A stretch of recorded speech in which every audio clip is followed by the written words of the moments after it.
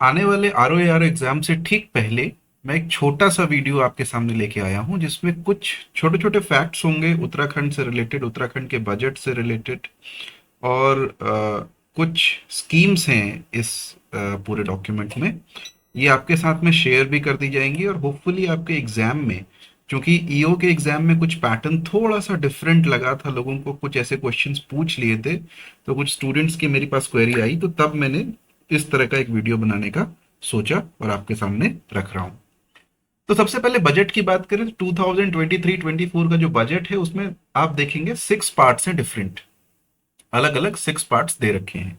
एक में भाषण है, उसके बाद से वार्षिक वित्तीय विवरण, व्यय की नई मदें, राजस्व और पूंजी लेखा यानी जिसे हम इंग्लिश में कहते हैं रेवेन्यू और कैपिटल अकाउंट। व्यय की नई मदें का मतलब होता है जो एक्सपेंडिचर के नए हेड्स। लेखा शीर्षकवार विवरण यानी अकाउंट हेड्स के साथ साथ उसका पूरा डिटेल होता है। और राजपत्रित और अराजपत्रित पदों का विवरण यानी जो गजेटेड और नॉन गजेटेड पोस्ट हैं उनके बारे में यहाँ पे बताया जाता है कितना है कितना नहीं है। इसके अलावा यहाँ पे जेंडर बजट और जो लोकल बॉडीज हैं उनको कितना पैसा दिया जा रहा है वो भी यहाँ पर मेंशन्ड है। तो बेसिकली आपको ध्यान ये रखना है कि बजट के 6 पार्ट्स हैं डिफरेंट और उसमें क्या क्या चीजें आती हैं क्या क्या नहीं आती हैं, ये भी ध्यान रखना कि ये जेंडर बजट उसका पार्ट नहीं है लेकिन साथ में दिया जाता है। खंड 6 खंड में से कहीं पे होता नहीं है लेकिन दिया जाता है। अब उस बजट के भाषण में जो इंपॉर्टेंट चीजें थी कुछ मैंने यहाँ पे रखी हैं, कुछ मैं आपको बोलूंगा कि एक बार सर्च करें और देखें। जैसे G20, तो G20 यहाँ पे हुआ, इसमें उत्तराखंड में कौन कौन से शहर में G20 का कौन कौन सा आयोजन हुआ था मैंने यहाँ पे लिखा नहीं है, लेकिन एक बार आप देख के जाएंगे, एक गूगल सर्च करेंगे आपके सामने आएगा, गूगल सर्च करेंगे तो आपको याद भी रहेगा, तो प्लीज वो देख करके आप जाइएगा। 100 करोड़ का इसमें खर्चा किया गया। अब कुछ ऐसी स्कीम्स हैं जो सरकार को बहुत प्रिय हैं और उन्होंने अपने बजट के भाषण में भी मेंशन करी है, जैसे अपनी सरकार portal, e cabinet, e office, CM helpline, सेवा का अधिकार, ये सारी चीजें। तो इसमें आपको अपनी सरकार पोर्टल जो है वो मेजर हमारा ई गवर्नेंस का इनिशिएटिव है। जैसे ई कैबिनेट ई ऑफिस है वैसे ही अपनी सरकार पोर्टल है जनता के लिए। हेल्पलाइन नंबर याद रखना, सीएम हेल्पलाइन है 1905 और भ्रष्टाचार की एक हेल्पलाइन अलग है, वो है 1064। भ्रष्टाचार के लिए अलग है, सीएम हेल्पलाइन के लिए अलग है, तो इसको आप ध्यान में रखेंगे।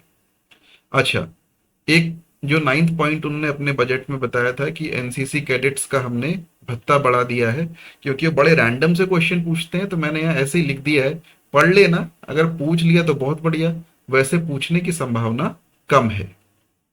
कुछ स्कीम्स के यहाँ पे नाम लिखे हुए हैं, जैसे मुख्यमंत्री प्रतिभा प्रोत्साहन योजना, अ, उत्कृष्ट क्लस्टर विद्यालय, पीएम श्री योजना, छात्रवृत्ति उच्च शिक्षा के लिए, अनुसंधान विकास प्रकोष्ठ की स्थापना, उद्यमिता कौशल और नवाचार को बढ़ावा। तो ये इस पे उन्होंने विशेष जोर दिया है, तो मैंने यहाँ पे लिखा है। इसमें से आपको याद क्या रखना है, एक मुख्यमंत्री प्रतिभा प्रोत्साहन योजना है माध्यमिक विद्यालय के छात्रों के लिए। इसके अलावा पीएम श्री योजना है, न्यू एजुकेशन पॉलिसी के अंडर में ये आती है। तो पीएम श्री में कंफ्यूज मत हो जाना कि वो श्री अन्न के लिए है या क्या है। तो ऐसी छोटी छोटी चीजें हैं जो आपको ध्यान में रखनी है। ये एजुकेशन से रिलेटेड सारी की सारी स्कीम्स हैं। अब यहाँ पे कुछ ऑर्गेनाइजेशंस का नाम लिखा हुआ है, उत्तराखंड अंतरिक्ष उपयोग केंद्र, उत्तराखंड राज्य विज्ञान प्रौद्योगिकी परिषद, उत्तराखंड विज्ञान शिक्षा अनुसंधान केंद्र, जैव प्रौद्योगिकी परिषद इत्यादि। ये सब के सब जो हैं ये इंपॉर्टेंट हैं।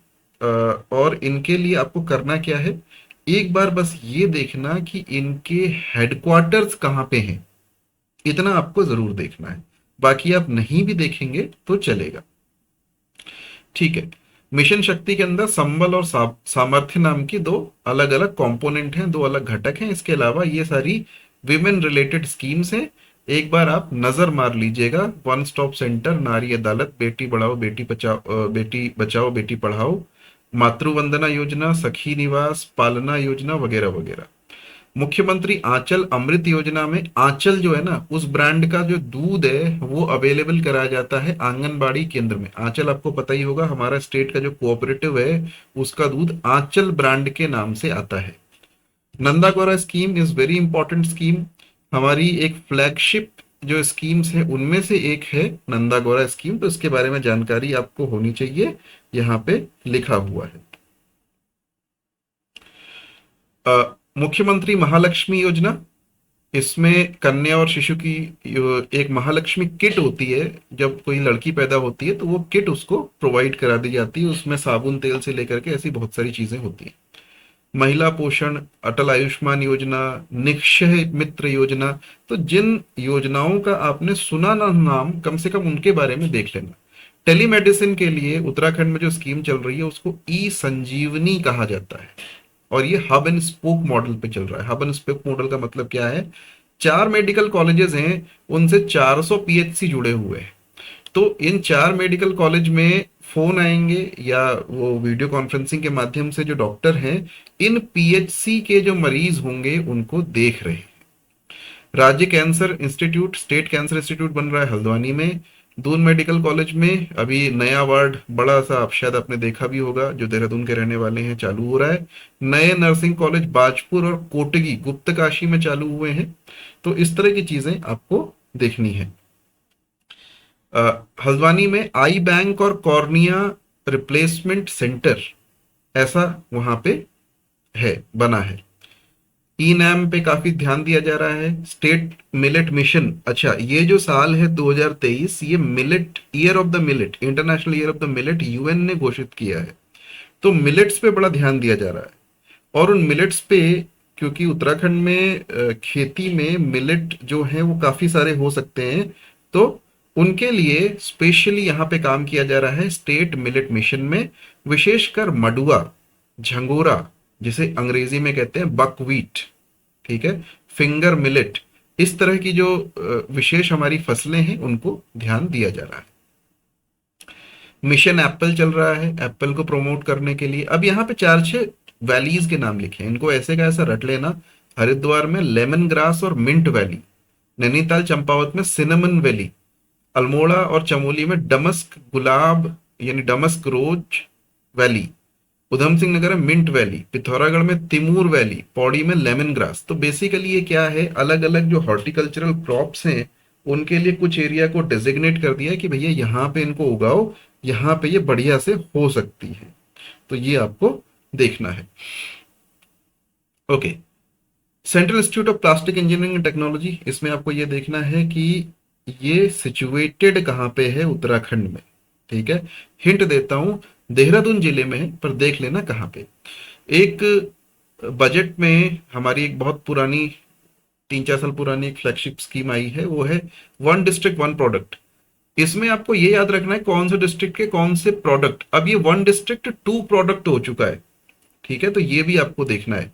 अभी हाल में अगर आप न्यूज फॉलो कर रहे होंगे तो बहुत सारी फसलों को और बहुत सारे प्रोडक्ट्स को जीआई इंडिकेटर दिया गया है। अभी तक का जितना था वो तो हमने बुक में देखा हुआ है, लिखा हुआ है मैंने, अगर आपने बुक देखी होगी तो उसमें मेंशन्ड है। लेकिन इसके अलावा भी बहुत सारी आइटम्स को अभी हाल में जीआई इंडिकेटर मिला है, तो एक बार पढ़ करके चले जाना। ओके, सिडकुल में प्लास्टिक पार्क स्टैब्लिश हो रहा है, कहाँ पे? सितारगंज में, उधम सिंह नगर में। लखवाड़ परियोजना शुरू होने वाली है, उसके लिए पैसा भी दिया गया है, देख लेना कौन सी रिवर पे है। ठीक है, लक्ष्मण झूला के पास में एक बजरंग सेतु बनाया जा रहा है। तो ऋषिकेश में सबको पता है राम झूला, लक्ष्मण झूला, सीता जानकी झूला, ये सब बने हुए हैं। तो एक बजरंग सेतु भी वहां पे बनाया जा रहा है, तो वो पूरे राम परिवार के नाम पे। ऋषिकेश में तो ऐसा ही है ना, भरत मंदिर, शत्रुघ्न मंदिर, लक्ष्मण मंदिर, ऐसे मंदिर बने हुए। ई गवर्नेंस, ई गवर्नेंस की बात करें तो ये खैर हैं, तो ये दोनों जो नाम लिखा है ना, वाहन और सारथी, ये सेंट्रल गवर्नमेंट के।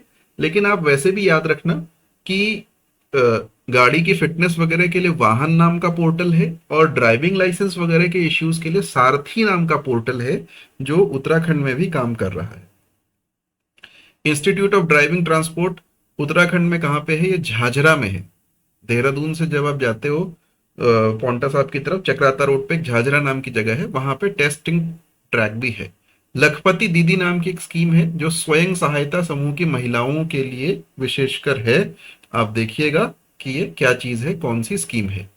इस बीच कुछ नई नीतियां ये लोग लेके आए थे, उत्तराखंड उत्तराखंड पारगमन उन्मुख विकास नीति। ठीक है। दूसरा, Uttarakhand transferable development rights policy, तो नई लाई थे, बजट में मेंशन थी, तो मैंने यहाँ पे लिख दिया। जोशीमठ वगैरह में भूदशाओं के कार्य के लिए इन्होंने 1,000 करोड़ के बजट का प्रावधान किया है, तो अभी सिलक्यारा में जो कुछ हुआ था, इनके पास पैसे कोई कमी नहीं थी, आराम से इन्होंने कर दिया। अब एक छोटा सा इन्होंने बजट का दिया हुआ होता है, तो मैंने यहाँ पे दे दिया है कि बजट का पैसा कहाँ से आता है और कहाँ को जाता है। तो एक बार बस इसको देख लेना कि अपना जो टैक्स रेवेन्यू है वो तो 25% के आसपास ही है, 25.89%। जो एक बड़ा पोर्शन है वो पब्लिक डेट है, यानी उधार लेते हैं हम, 25.21% के आसपास। सबसे ज्यादा, उससे भी ज्यादा, इन दोनों से ज्यादा लेकिन आता है हमारा केंद्र सरकार से सहायता अनुदान, यानी सेंट्रल गवर्नमेंट से जो ग्रांट्स मिलती हैं, वो काफी बड़ा पोर्शन है हमारे रेवेन्यू का। इसके अलावा फिर सेंट्रल टैक्सेस में उत्तराखंड का जो शेयर है वो मिल जाता है।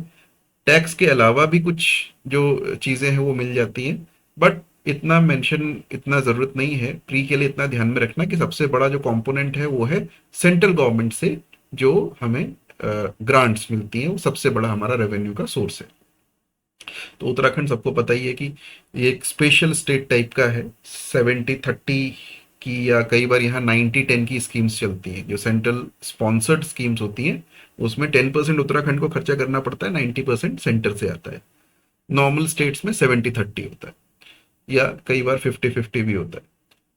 तो रुपया जाता कहाँ पे है, देखो सबसे बड़ा पोर्शन यहाँ पे आपको दिख रहा होगा, ये 25% वाला, 25.23%। ठीक है, ये अदर्स में है, लेकिन अगर स्पेसिफिक देखें तो लगभग 24% जो पैसा है वेतन भत्ता मजदूरी वगैरह में, यानी स्टैब्लिशमेंट का जो खर्चा है उसमें सबसे ज्यादा पैसा जाता है। आपको जानकर के बहुत खुशी होगी कि शिक्षा और स्वास्थ्य पे सबसे ज्यादा पैसा खर्च होता है, अगर डिपार्टमेंट्स की बात की जाए। अब यहाँ पे इसके नीचे एक डॉक्यूमेंट में मैंने ये जो बहुत सारी पॉलिसीज हैं उत्तराखंड की, कब शुरू हुई, उनके बारे में काफी कुछ दे रखा है। एक बार बस गो थ्रू कर लेना एग्जाम से पहले, हो सकता है कुछ फंस जाए। और जो कि ईओ वगैरह वाले जो पेपर था उसमें आया हुआ था, अगर फंस गया तो बल्ले बल्ले है, नहीं फंसा तो कोई बात नहीं, इतना ज्यादा उस पर ध्यान नहीं देना है। ये डॉक्यूमेंट आपको मिल जाएगा, आप अगर नीचे क्लिक करेंगे तो वो ग्रुप वगैरह में आपको ये डॉक्यूमेंट अवेलेबल हो जाएगा। थैंक यू वेरी मच, जल्दी मिलते हैं आपसे, बाय बाय।